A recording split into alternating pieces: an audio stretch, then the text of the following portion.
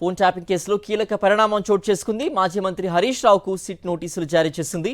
జూబ్లీహిల్స్ పిఎస్లో నేడు విచారణకు రావాలని ఆదేశించగా ఉదయం 11 గంటలకు హరీష్ రావు హాజరు కానున్నట్లుగా తెలుస్తోంది. అయితే ఈ కేసులో కేసీఆర్ కుటుంబంలోని నేతకు నోటీసులు అందడం ఇదే తొలిసారి.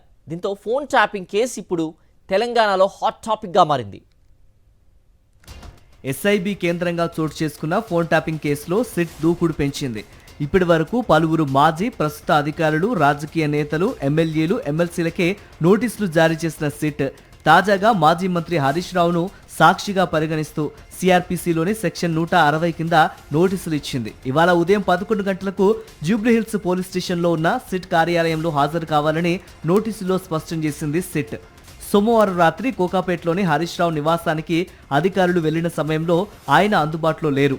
సిద్దిపేటలో ఉండడంతో ఇంట్లో ఉన్న వారికి నోటీసులు అందజేశారు.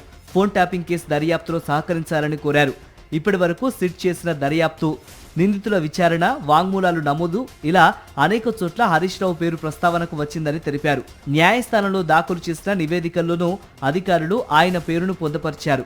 ఈయన ఆదేశాల మేరకు కొందరి ఫోన్లు ట్యాప్ అయ్యాయని సిట్ అనుమానిస్తున్నట్లు తెలుస్తోంది. 2024 మార్చి 10న పంజాగుట్ట పోలీస్ స్టేషన్లో నమోదైన ఫోన్ ట్యాపింగ్ కేసు తర్వాత సిట్కు బదిలీ అయింది.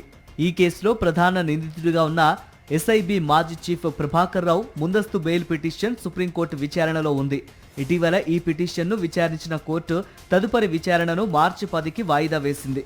ఈ నేపథ్యంలో హరీష్ రావుకు నోటీసులు జారీ చేసిన సిట్ రానున్న రోజుల్లో మరికొందరు కీలక నేతలకు నోటీసులు జారీ చేసే అవకాశం ఉందని తెలుస్తోంది. ఫోన్ ట్యాపింగ్ కేసులో సిట్ నుంచి నోటీసులు అందగా మాజీ మంత్రి హరీష్ రావు ఇవాళ సిట్ విచారణకు హాజరు కానున్నారని బీఆర్ఎస్ వర్గాలు వెల్లడించాయి.